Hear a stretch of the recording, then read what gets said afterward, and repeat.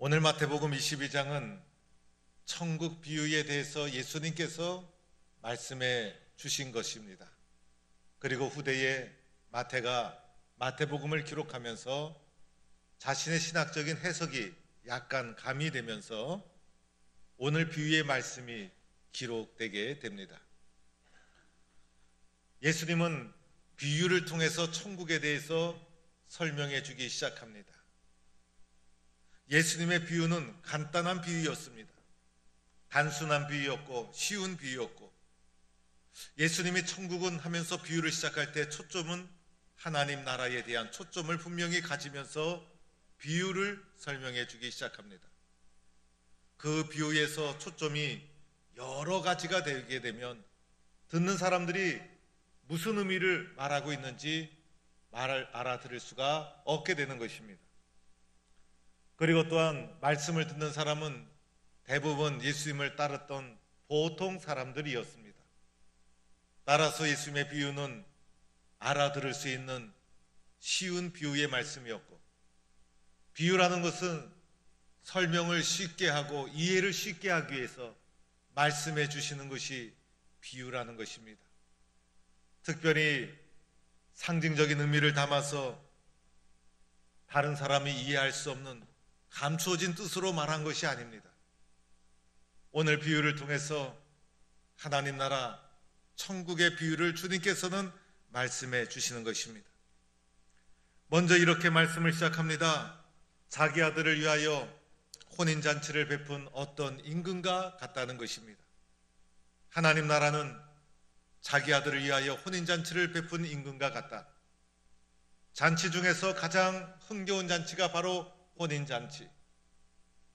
그런데 오늘 여기서 나오는 임금은 바로 하나님 자신을 가리킵니다. 그리고 아들은 예수 그리스도를 가리키는 것입니다. 하나님 자신이 아들 예수를 위해서 혼인잔치를 베푼 것, 이것을 천국 잔치라 설명하고 있는 것이고, 구원의 시작을 알리는 잔치로 표현하고 있는 것입니다. 잔치에는 사람이 많아야 되지 않습니까? 그래서 임금은 종들을 보내서 청한 사람을 혼인잔치에 오도록 합니다. 여기서 청한 사람이라는 것은 초청 대상이 미리 정해져 있었다는 것입니다. 그래서 그 초청 대상자들에게 종들을 보내서 이제 잔치가 시작되려고 하니 오셔도 됩니다라는 초청을 하게 되는 것입니다. 여기서 말하는 종은 선지자들을 가리키는 것입니다. 선지자들을 끊임없이 초청 정한 사람이었던 이스라엘에게 보내서 그들이 하나님의 혼인잔치, 천국잔치에 들어올 수 있도록, 하나님께 돌아올 수 있도록 그들에게 거듭거듭 초청을 하고 하나님 나라 백성으로 그들을, 선지자들을 통해서 불러주셨다는 것을 말해주고 있는 것입니다. 초청을 받은 청한 사람 이스라엘의 반응은 어떠했을까? 오늘 말씀해 보니 오기를 싫어하거늘 임금님의 초청을 거부하고 맙니다. 혼인잔치에 잔치를 준비하고 초청을 했지만은 초청받은 자들이 오기를 싫어하고 거부하게 됩니다. 그러나 거부했다고 하나님의 초청은 중단되지 않습니다. 하나님은 결코 자기 백성을 포기하지 않습니다. 그래서 자기 백성을 초청하기 위해서 또 다른 종들을 보내고 또 다른 선지자를 보내고 마침내 세례 요한까지 거듭거듭 선지자들, 종들을 보내서 그들을 혼인잔치로 초청을 하게 됩니다. 하나님은 더 적극적으로 종들을 보내고 애타는 마음으로 포기하지 않고 자기 백성이 하나님께 돌아오도록 계속된 초청을 하고 있는 것입니다. 내가 오찬을 준비하되 나의 소와 살찐 짐승을 잡고 모든 것을 갖추었으니 혼인잔치에 오소서. 소를 잡고 살찐 짐승을 잡고 모든 것을 갖추었다. 성대하고 풍성하게 혼인잔치를 다 준비하고 정성을 다해서 초청 대상자인 이스라엘에게 또다시 종들을 보내서 간곡하게 그들을 초청해 초청을 하게 되는 것입니다. 이 정도 초청을 받고 나서 웬만한 사람은 다 초청에 응할 수밖에 없습니다. 왜냐하면 초청을 받는 사람은 이미 초청하는 사람과 관계가 되어 있는 사람들이기 때문에 웬만한 초청에는 미안해서라도 다 응하는 것이 사람들의 보통 마음의 자세인 것입니다. 그런데 거듭거듭 이렇게 간곡하게 적극적으로 초청했음에도 불구하고 이스라엘의 반응은 어떠했습니까? 오늘 말씀해 보니 돌아보지도 않았다는 것입니다. 완곡하게 더 적극적으로 주인의 초청을 거절하고 말았다는 것입니다. 우리는 주님이 초청할 때 순종하고 부르심에 응답하는 성도가 될 수 있기를 축원합니다. 주님이 부르실 때 주님 제가 여기 있습니다. 저를 불러주시니 감사합니다. 내가 어느 곳에 있든지 주님의 부르심에 겸손하게 순종하는 것, 이것이 주님의 부르심에 응답하는 바른 자세인데 이스라엘 백성은 더 적극적으로 돌아보지도 않고 예수님의 하나님의 거듭된 초청을 거절하였던 것입니다. 이들이 거절한 이유도 나오죠. 한 사람은 자기 밭으로, 한 사람은 자기 사업으로. 이들이 거절한 이유가 특별한 것이 아니었어요. 자기 사업, 자기 일, 자기 것 때문에 하나님의 초청을 거듭거듭 거부하고 말았던 것입니다. 하나님보다 자기가 더 중요했다는 것이에요. 하나님보다 자기중심적인 이기적인 마음의 태도가 주님의 부르심을 거부하는 원인이 되고 말았던 것이죠. 우리가 주님의 부르심을 거부하는 이유가 무엇입니까? 여러 가지 이유가 있지만은 가장 근본적인 이유는 자기 때문에, 내 뜻 때문에, 내 생각 때문에, 그래서 하나님의 뜻을, 초청을 거절하게 되는 것입니다. 자기중심적인 이기적인 삶이 주님의 초청을 거절하는 원인이 되고 마는 것이, 오늘날에도 이기적인 자기중심적인 신앙의 삶을 살아가는 사람들이 종종 있어요. 내 생각이 중요하고 내 뜻이 중요하고 내 입맛에 맞아야 하고 교회도 내 뜻대로 움직여져야 되고 심지어는 하나님도 내 뜻에 맞아야 되고 모든 것이 내 뜻, 자기 생각, 자기 중심으로 신앙생활을 하다 보면 하나님의 초청에 응할 수가 없다는 거예요. 내 뜻보다 더 중요한 것은 하나님의 뜻이고 내 뜻을 이루기 위해서 예수 믿는 것이 아니라 예수 그리스도를 통해서 하나님의 뜻에 순종하기 위해서 우리는 믿음의 길을 걸어가고 있다는 것을 기억해야 합니다. 이렇게 주님을 초청을 거절할 뿐만 아니라 더 나아가 어떤 일이 일어나게 됩니까? 초청하는 종들을 잡아 죽이는 지경에까지 이르게 됩니다. 주인이 보낸 종들을 그들이 잡아 죽이는 강팍한 영혼들이었어요. 여기서 종들의 죽음은 바로 예수 그리스도의 십자가의 죽음을 의미하는 것입니다. 인간의 마음이 이토록 하나님의 초청을 거부하고 예수 그리스도를 십자가에 못 박을 정도로 강팍한 영혼이 사람들의 영혼이요 마음이었던 것입니다. 마침내 임금 되신 하나님께서 어떻게 행동하시게 됩니까? 노하여 군대를 보냈다는 것입니다. 하나님께서 분노하시고 하나님께서 실망하셔서 군대를 보내서 살인한 자들을 진멸하고 동네를 불사르게 됩니다. 오늘 이것은 AD 70년경에 예루살렘 멸망을 염두에 두고 마태가 기록한 것입니다. 로마가 예루살렘을 AD 70년경에 진격해 와서 예루살렘을 다 진멸하고 예루살렘 성전이 무너지고 온 도시가 파괴되고 불태워지고 비참한 상황에 이르게 됩니다. 마태는 이 사건을 목도하면서 아수르와 바벨론을 들어 이스라엘을 심판하신 하나님께서 로마를 들어 강팍한 예루살렘을 심판하시는 것을 바라보게 되었던 것입니다. 거듭된 천국잔치의 초청을 완고하게 거부했던 예루살렘의 마지막 비참한 모습, 로마를 통해 불에 태워지고 파괴되는 비참한 현실을 마태는 바라보았던 것입니다. 이제 종들을 보내서 혼인잔치에 초청했던 임금 되신 하나님께서 초청의 대상을 바꾸어 가기 시작합니다. 초청의 대상이 다른 사람으로 바뀌어지게 됩니다. 종들을 보내서 정한 사람을 초청하는 것이 아니라 내거리로 나가서 아무나 만나는 대로 보이는 대로 그 사람들을 초청해라. 그 사람들에게 혼인잔치에 초청을 해서 악한 자나 선한 자나 만나는 대로 다 혼인잔치에 초청을 하여라. 하나님 나라 잔치에는 이제는 누구나 아무나 조건 없이 참여할 수 있다. 초청에 응답하면 누구나 하나님 나라 혼인잔치에 참여할 수 있으니 길거리에 나가서 악한 자나 선한 자나 보이는 대로 모든 사람을 초청하라는 임금 되신 하나님의 말씀이었습니다. 초청 대상이 옮겨진 것은 유대인에게서 이방인에게로 복음의 대상이 옮겨져 가는 것을 말해주고 있는 것입니다. 거듭된 초청을 거부하자 마침내 이방 민족에게로 초청의 대상이 바뀌어져서 예수 그리스도의 구원의 소식이 이스라엘을 넘어서 이방 세계로 초청의 대상이 바뀌어지고 세계 여러 민족 열방들에게 복음이 확산되어 가는 것을 가리키고 있는 것입니다. 이제는 혼인잔치에 참여하는 율법의 기준도 다 사라졌습니다.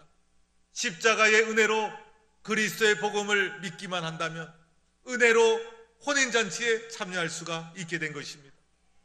구원의 문이 활짝 열리게 된 것이었어요. 유대인뿐만 아니라 세상 모든 사람이 예수 그리스도의 십자가의 복음을 듣기만 하면, 믿기만 하면 누구나 구원을 받고 혼인잔치에 참여하는 기쁨을 누리게 되는 것입니다. 그리하여 임금 되신 하나님께서 예비하신 혼인잔치에 많은 사람으로 가득 차게 되었다는 것을 말해주고 있는 것입니다. 여러분, 길거리에 나가서 만나는 사람마다 혼인잔치에 초청을 하듯이 복음 전파는 끊임없이 계속되어야 하는 것입니다. 중단 없이 오늘도 복음은 전파되어야 하는 것입니다. 하나님 나라 잔치에 초청하는 일은 오늘도 계속되어야 하는 것입니다. 이제 우리 교회도 만남의 주일을 준비하고 있어요. 만남의 주일에 혼자 와서는 안 되는 것이죠. 꼭 만나야 될 사람을 모시고 오는 거예요. 그래서 복음을 전하고 초청하고 길거리에 나가서 만나는 사람마다 복음을 전하는 열정을 가지고 나와 관계된 사람을 끊임없이 복음을 전하고 교회 공동체에 초청을 하고 천국잔치에 참여할 수 있도록 하고, 이것이 오늘 이 시대를 살아가는 우리들에게 맡겨주신 주님의 소중한 사명이라는 것입니다. 사랑하는 성도 여러분, 오늘 이 비유의 말씀은 초대교회 복음이 이방 세계로 퍼져가면서 수많은 사람이, 그리고 세계 열방 많은 이방 민족들이 주께로 돌아오는 상황을 반영하고 있는 것입니다. 천국잔치의 대상이 유대인에게서 세계 모든 민족에게로 바뀌게 되면서 여러 민족들이 교회 공동체 안으로 하나님의 천국잔치 공동체 구성원으로 참여하게 된 것입니다. 이방 여러 민족들이 예수 믿고 교회 공동체의 구성원이 되는데 그 어떤 조건도 없었습니다. 율법적인 조건도 없었습니다. 오직 십자가의 은혜로 복음을 듣고 받아들이면, 마음으로 믿기만 한다면 교회 공동체의 구성원이 될 수 있는 것이고, 누구나 쉽게 예수님의 혼인잔치에 참여할 수 있는 길이 활짝 열리게 되었던 것입니다. 그 결과 복음이 세계로 퍼져가고 수많은 교회가 세워지게 되고 교회마다 성도들이 가득가득 채워지는 놀라운 역사가 일어나게 된 것입니다. 그런데 여기에서 문제가 발생하게 됩니다. 너무나 쉽게 교회 공동체의 일원이 되고 나니 교회에 여러 가지 갈등과 문제가 발생하게 됩니다. 예수만 믿으면 조건 없이 교회 공동체의 구성원이 되다 보니 그 사람의 믿음의 정도를 알할 수가 없었던 것입니다. 교회의 질적인 문제를 가져오게 됩니다. 율법적인 조건이 사라지고 나니 예수 믿고 구원받았다는 생각 때문에 예수 믿은 이후의 삶이 안일하게 신앙생활할 위험이 많았던 것입니다. 세계 곳곳에 많은 성도들이 교회 공동체 안으로 들어오다 보니 그들이 가지고 있었던 전통과 과거의 습관을 극복하지 못하고 변화된 삶으로 이어가지 못하는 문제가 발생하게 됩니다.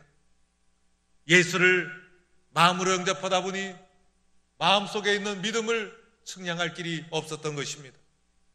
예수만 믿기만 하면 교회 공동체의 구성원이 되었는데 그들이 가지고 있었던 마음의 믿음을 어떻게 알 수가 있겠습니까? 악한 자나 선한 자나 누구나 대상을 가리지 않고 초청을 하다 보니 교회 공동체 안에 다양한 사람들이 모여있게 되었습니다. 믿음이 좋은 줄 알았는데 나중에 보니 믿음이 없는 자였습니다. 선한 자인 줄 알았더니 나중에 알고 보니 악한 자가 되고 말았습니다. 문화와 전통과 종교를 넘어서 변화된 삶으로 이어가지 못했습니다. 교회의 혼란을 야기시키게 되었습니다. 이런 신앙의 영적이고 질적인 문제가 발생한 것을 어떻게 해결해 가야만 되는가? 믿음 생활은 마음으로 하다 보니 마음의 상태를 측량할 수가 없다는 것입니다. 마음속에 있는 믿음을 알 수가 없다는 것입니다. 그런데 오늘 잔치자리에서 놀라운 일이 일어나게 됩니다. 임금 대신 하나님께서 예복을 입지 않은 사람들을 발견하고 그들을 책망하기 시작합니다. 어찌하여 예복을 입지 않고 여기에 들어왔느냐? 그리고 그들을 책망하고 예복을 입지 않은 자들을 손발을 묶고 바깥 어두운 데로 내던지라라고 하는 단호한 명령을 내리게 됩니다. 예복을 입지 않은 자들은 단호하게 손발이 묶여서 흥겨운 잔치조리에서 내쫓기는 비참한 운명에 처해지고 말았다는 것입니다. 도대체 예복이 무엇일까? 도대체 예복이 무엇이길래 흥겨운 혼인잔치에서 이렇게 엄청난 일이 일어나게 되는 것일까? 첫 번째로 오늘 말씀에 나오는 예복은 바로 믿음의 예복을 가리키고 있는 것입니다. 잔치에 참여하는 자는, 초청받은 자는 예수 그리스도에 대한 믿음의 옷을 입어야 된다는 것입니다. 십자가의 사건에 대한 확신을 가지고 있어야 합니다. 보혈의 능력에 대한 신뢰하는 마음을 가지고 있어야 합니다. 믿음이 없는 사람들은 구분할 수가 없어요. 마음속에 있는 믿음을 사람은 측량할 수가 없는 것입니다. 그러나 임금 대신 하나님께서는 예복이 없는 것을 금방 발견하고 말았던 것입니다. 예수 그리스도에 대한 천국 혼진 잔치에 참여하는 예복이 바로 예수 그리스도에 대한 믿음의 예복인 것입니다. 이 옷을 입고 우리들은 천국 혼인잔치에 믿음으로 참여하는 것입니다. 교회에 나온 우리들이 가져야 될 신앙의 고백이 있죠. 바로 예수 그리스도에 대한 분명한 신앙의 고백을 가져야 한다는 것입니다. 내 능력, 내 힘이 아니라 십자가의 보혈의 은혜로 구원을 받았다는 예수님의 십자가의 사건에 대한 믿음의 고백, 예수 외에는 길이 없다는 신앙의 고백, 예수님만이 오직 나를 구원하시는 분이라는 예수님의 구원자 되심에 대한 분명한 확신과 믿음, 이것이 바로 천국 혼인잔치에서 우리가 입어야 될 예복이 된다는 것입니다. 우리 모두는 예수님에 대한 믿음의 예복을 입고 혼인잔치에 참여하는 성도가 될 수 있기를 축원합니다. 적당한 옷을 입어서는 안 되는 것입니다. 아무 옷을 입어도 안 되는 것입니다. 자기 생각대로 자기 마음에 맞는 옷을 걸쳐서도 안 되는 것입니다. 하나님이 원하시는 예복을 입고 그 자리에 참여할 수가 있는 것입니다. 그것은 바로 예수 그리스도에 대한 믿음의 옷. 사람은 어떤 옷을 입었느냐, 옷 입은 대로 보여지게 되는 것입니다. 하나님은 우리가 입은 옷을 다 보고 계신 것입니다. 우리가 입어야 될 옷은 예수 그리스도에 대한 믿음의 예복, 이 예복을 입고 혼인 전국 잔치에 참여한 자는 그 자리에서 영원한 기쁨을 누리는 것이고, 예복을 입지 않은 자는 손발이 묶이고 쫓겨나는 비참한 운명을 맞이하게 된다는 것입니다. 두 번째로 우리가 입어야 될 예복이 또 하나가 있습니다. 그것은 바로 회개의 예복인 것입니다. 초대교회 복음이 전 세계로 퍼져가고 수많은 사람이 복음을 받아들이고 교회 공동체 안으로 들어오게 됩니다. 그런데 그들이 기대한 만큼 변화된 삶을 살지 못합니다. 변화된 열매를 맺지 못합니다. 과거의 습관을 그리고 전통을 극복하지 못합니다. 주님이 원하시는 합당한 회개의 열매를 맺지 못하는 것입니다. 어떻게 이들이 회개의 열매를 맺으며 열매 맺는 삶을 살아갈 수 있을까? 어떻게 하면 이들이 질적으로 변화된 삶을 살아갈 수 있을까? 바로 회개에 있었다는 것입니다.